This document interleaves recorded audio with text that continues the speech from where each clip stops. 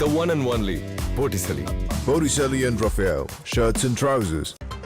சென்னையில் வினோஜ் பி செல்வம் கைது செய்யப்பட்டிருக்கிறார்.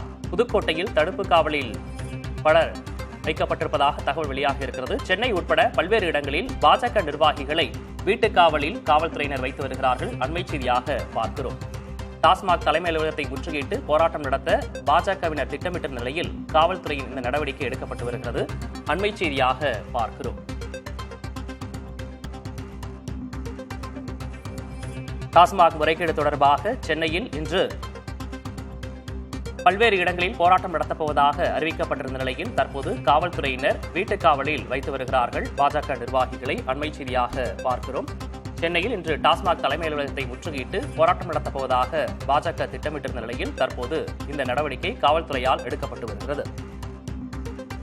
கூடுதல் விவரங்களை செய்தியாளர் விக்னேஷ் முத்துவிடம் கேட்கலாம். விக்னேஷ் முத்து, பாஜக நிர்வாகி மனோஜ் பி செல்வம் கைது செய்யப்பட்டிருப்பதாக தகவல் வெளியாக இருக்கிறது. பல்வேறு இடங்களிலும் இதே போன்ற நடவடிக்கை காவல்துறை சார்பாக எடுக்கப்பட்டு வருவதாகவும் தெரிகிறது. என்ன விவரம்?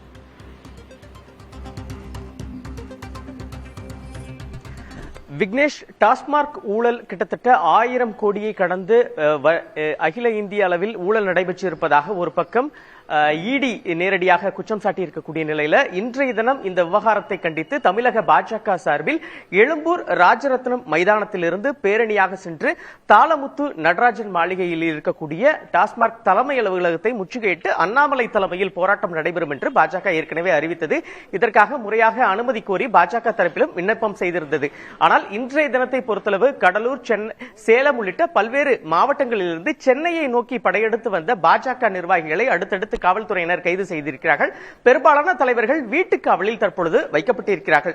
சென்னையை பொறுத்தளவு பாஜக மாநில செயலாளராக இருக்கக்கூடிய வினோஜ் பி செல்வம் தற்பொழுது காவல்துறையினரால் கைது செய்யப்பட்டிருக்கிறார். அவருடைய இல்லத்திலிருந்து இந்த போராட்டத்தில் கலந்து கொள்ள புறப்பட்டு சென்ற அவர்களை காவல்துறையினர் கைது செய்திருக்கிறார்கள். மிக முக்கியமாக பாஜகவின் முன்னாள் மாநில தலைவர் டாக்டர் தமிழிசை சவுந்தரராஜன் இல்லத்திலும் தற்பொழுது ஏராளமான காவல்துறையினர் குவிக்கப்பட்டு அவரை வீட்டுக் காவலில் கைது செய்யவும், தேவைப்படும் பட்சத்தில் அவர் வீட்டிலிருந்து அந்த போராட்டத்தில் கலந்து கொள்ள சென்றால் உடனடியாக கைது செய்து அழைத்து செல்வதற்கும் காவல்துறையினர் தயாராக இருக்கிறார்கள். அதே நேரத்தில் பாஜக மாநில தலைவர் அண்ணாமலையின் இல்லத்திற்கும் தற்பொழுது ஏராளமான காவல்துறையினர் சென்று கொண்டிருக்கிறார்கள். ஈசிஆரில் இருக்கக்கூடிய அவருடைய இல்லத்தில் வைத்து போலீசார் உடனடியாக கைது செய்யும் நடவடிக்கையை மேற்கொண்டிருக்கிறார். இதே போன்று ஹச் ராஜா, கரு நாகராஜன் உள்ளிட்ட பாஜகவின் முன்னணி தலைவர்களை கைது செய்வதற்கு காவல்துறையினர் முடிவு செய்திருக்கிறார்கள்.